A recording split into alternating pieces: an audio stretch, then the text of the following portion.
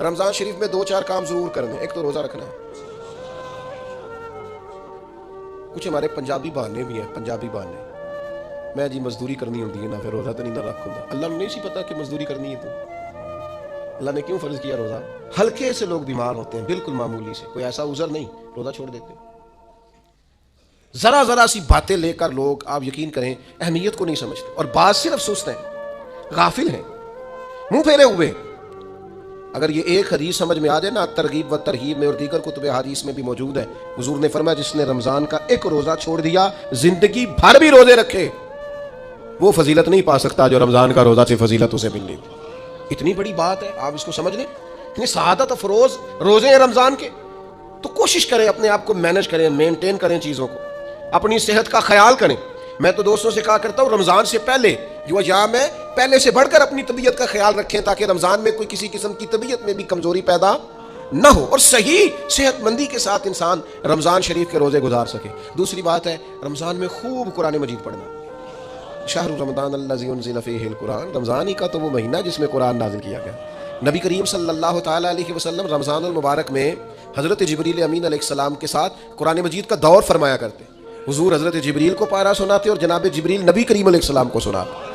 یہ دور ہوتا ہے قرآن مجید کا. اللہ نے کتنی زیادہ توفیق دی ہے, ہر مسجد میں تراویح میں قرآن پڑھا جاتا ہے. تھوڑی ہمت کریں, تھوڑی کوشش کریں. ہمارے بزرگ فرمایا کرتے تھے, ایک پارہ گھر میں پڑھا کرو قرآن مجید کا, تاکہ تمہیں دیکھ کے بچے بھی پڑھیں, اور ایک پارہ مسجد میں تلاوت کیا کرو, اور ایک رات کو تراویح میں 3 پارے روز قرآن مجید کے ہو جائیں گے, تو انشاءاللہ تعالی رمضان ختم ہوگا تو 3 قرآن پاک بھی ختم ہو جائیں گے. یہ ارادہ کریں, یہ پروگرام بنائیں, خوب قرآن مجید سے دلچسپی پیدا کریں. تیسرا کام رمضان میں جو کرنے والا ہے وہ ہے کثرت سے استغفار. کچھ غلطیاں نا ہم کرنا نہیں چاہتے, ہم سے ہو جاتی ہیں. کچھ غلطیاں ایسی ہیں جو ہم بڑی کر چکے ہیں, لیکن ہمیں یاد ہی نہیں, بھول گئے. کچھ خطائیں ہم سے ایسی سرزد ہوتی ہیں جو لاشعوری میں ہو جاتی, ہمیں سمجھ نہیں ہوتی کہ یہ خطا ہے اور اتنی بڑی ہے. کسی شخص کو بعض اوقات کوئی ایسی بات کہہ دیتے ہیں کہ ہماری نظر میں وہ بات معمولی ہوتی ہے, پر وہ بیچارہ ساری رات سو نہیں سکتا. رمضان کا مہینہ ہے اپنے رب سے معافی مانگنے کا مہینہ, اس سے توفیق مانگنے کا مہینہ, اس کے حضور حاضر ہونے کا مہینہ. میں آپ کی خدمت میں عرض کروں, حضرت عائشہ صدیقہ فرماتی ہیں, نبی پاک نے فرمایا صلی اللہ تعالی علیہ وسلم, جس سے اللہ نے قیامت والے دن حساب پوچھ لیا نا, اس کے لیے مشکل ہو جائے گا. حساب بھئی یسیرہ یہ ہے کہ وہ مہربانی فرمائے, اور فیصلہ جب کرے تو کرے ہی درگزر والا, فرمائے جا تجھے معاف کیا. رمضان کا خاص مہینہ ہے, سحری میں بھی دعا قبول ہوتی ہے, افطار میں بھی دعا قبول ہوتی ہے, صبح سے لے کے افطاری تک بندہ ہر وقت عبادت میں ہوتا ہے. تراویح کے بعد بھی دعائیں مانگے تو وقت قبولیت کا ہے. میرے بھائیوں, رمضان کی راتیں بھی قبولیت کی, آخری طاق راتوں کی شان قبولیت کی, لیلۃ القدر قبولیت کی. اس دفعہ جھک نہ جائیں اس کی بارگاہ میں سجدے میں, رو رو کے معافی مانگ نہ لیں اس سے. ہم برے نہیں ہیں, چاہتے نہیں ہیں, پر ہمارے وجود سے کچھ غلطیاں ہو جاتی, ہمارے سینوں میں کچھ پچھتاوے ہیں, کچھ من میں باتیں ہیں.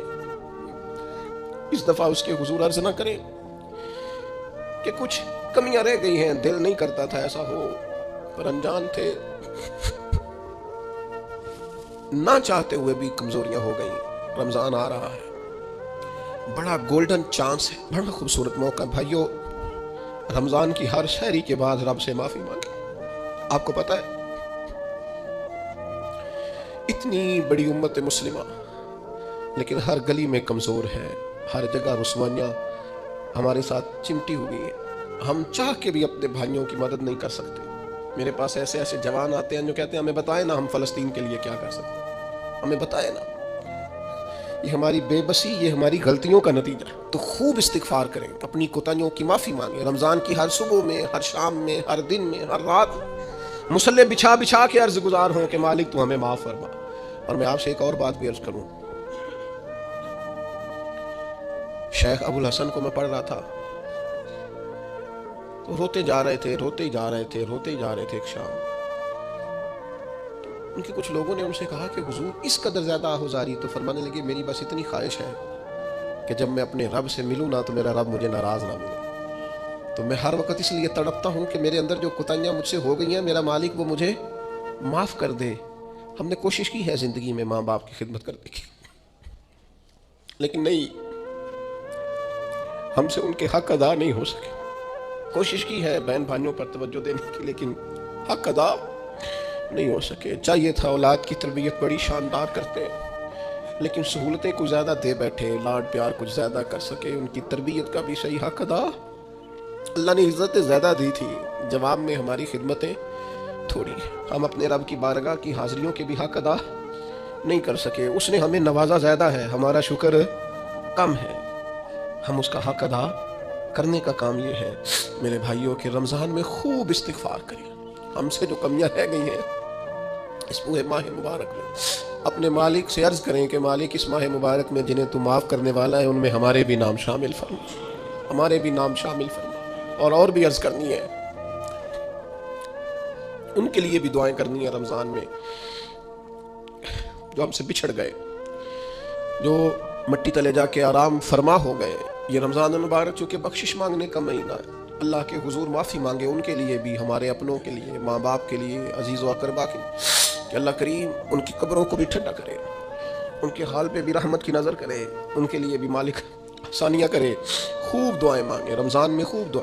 اور جو محتاج ہیں، جو تنگ دست ہیں، جو غریب ہیں، جن کو زمانہ گزر گیا ہے، دوستوں کو، احباب کو، مخیر حضرات کو متوجہ کرتے ہوئے وہ بھی تھوڑی توجہ کریں. اس سال رمضان کے ماہ مبارک میں دنیا داروں کو چھوڑ کے رب کی طرف متوجہ نہ ہو، اس کریم کی بارگاہ میں اپنی ساری تکلیفیں بیان نہ کریں. بیمار بھی آئیں، مقروض بھی آئیں، تنگ دست بھی آئیں، بے اولاد بھی آئیں، کمزور بھی آئیں، سارے جھکیں، روزہ رکھ کے، تراویح پڑھ کے، قرآن پڑھ کے، اپنے سارے دکھ اپنے مالک کے حضور بیان کر کے اس ماہ مبارک کی ہر رات میں اس سے بخشش کا سوال کریں، رحمت کا سوال کریں، کرم کا سوال کریں. وہ بڑا ہی کریم ہے. حضور فرماتے ہیں، رب کہتا ہے مجھے حیا آتی ہے میرا بندہ ہاتھ اٹھائے اور میں اس کے ہاتھ خالی واپس کر دوں، بس آنے کی دیر ہے. اور ایک مقام پہ اللہ کے حبیب علیہ السلام نے فرمایا بندہ جب اعتراف گناہ کر کے معافی مانگتا ہے اللہ فوراً ہی اسے معاف فرما دیا کرتا. چوتھا کام جو اس ماہ مبارک میں بہت زیادہ کرنا ہے وہ یہ ہے کہ حضور نے فرمایا یہ صبر کا مہینہ ہے، صبر بہت کرنا ہے. ایک تو صبر ہوتا ہے نا مصیبت پہ صبر، ایک خواہشات پر بھی صبر ہوتا ہے کہ خواہشیں پیدا ہو رہی ہیں پر صبر کرنا ہے اللہ کی رضا پہ، یہ بھی صبر ہے. نیکی پر استقامت کے لیے بھی صبر کی ضرورت ہوتی ہے، گناہ چھوڑنے کے لیے بھی صبر کی ضرورت ہوتی ہے. آپ کے پاس مواقع موجود ہے معاذ اللہ برائی کے، لیکن اگر آپ صبر کرتے ہیں اللہ کی رضا پہ راضی رہتے ہیں تو یہ بھی صبر ہے. نبی پاک علیہ السلام نے روزہ دار کو صبر کرنے کا کہا. فرمایا ایک تو تم نے کوئی بیہودہ بات نہیں کرنی، کوئی گالم گلوچ نہیں کرنی، اور اگر کوئی تم سے لڑائی جھگڑا کرے، کوئی بیہودہ بات کرے تو تم نے کیا کہنا؟ انی صائم مرتین، تم نے 2 مرتبہ کہنا بھائی میں تو روزہ دار ہوں. کوئی جھگڑا کرنا چاہے، لڑائی کرنا چاہے، برا بھلا کہے، کوئی الجھانا چاہے تو کہنا انی صائم، میں روزہ دار ہوں. یہ وظیفہ یاد کریں گے؟ کیا کہنا ہے؟ یہ وظیفہ ہے پورے رمضان کا. یہ بخاری میں حضور نے بتایا ہے. کوئی جھگڑا کرے گھر کے باہر بھی اور گھر کے اندر بھی، کوئی جھگڑا کرنے لگے، جھگڑا ہونے لگے تو کہنا انی صائم، میں، اور ایک دفعہ نہیں کہنا مرتین. حضور نے فرمایا 2 دفعہ کہنا میں روزہ دار ہوں، میں کوئی جھگڑا نہیں کروں گا، کوئی فساد نہیں کروں گا، کسی بیہودہ بات کا جواب نہیں دوں گا. کیوں؟ اس لیے کہ میری ایک شان ہے، میں روزہ دار ہوں، میں اس وقت ایک منصب پر فائز ہوں، میں روزہ دار ہوں. یہ وظیفہ پکانا ہے ہر بیہودہ بات سے، ہر جگہ. اور حضور علیہ السلام نے فرمایا، یہ بھی بخاری میں موجود ہے، فرمایا جس نے جھوٹ بولنا اور اس پر عمل کرنا نہیں چھوڑا اللہ کو اس کے بھوکا پیاسا رہنے کی کوئی حاجت نہیں ہے. جھوٹ ہی نہیں چھوڑا اس نے، ابھی بھی جھوٹ بول رہا ہے، روزہ رکھ کے بھی جھوٹ پر عمل کر رہا ہے، اللہ تعالیٰ کو اس کے بھوکا پیاسا رہنے کی کوئی حاجت نہیں ہے. تو روزہ رکھنا ہے، پھر اس کی تھوڑی سی حفاظت بھی کرنی. پھر آگے چلیے، 5ویں گزارش. نبی پاک نے فرمایا رمضان غم خاری کا مہینہ ہے.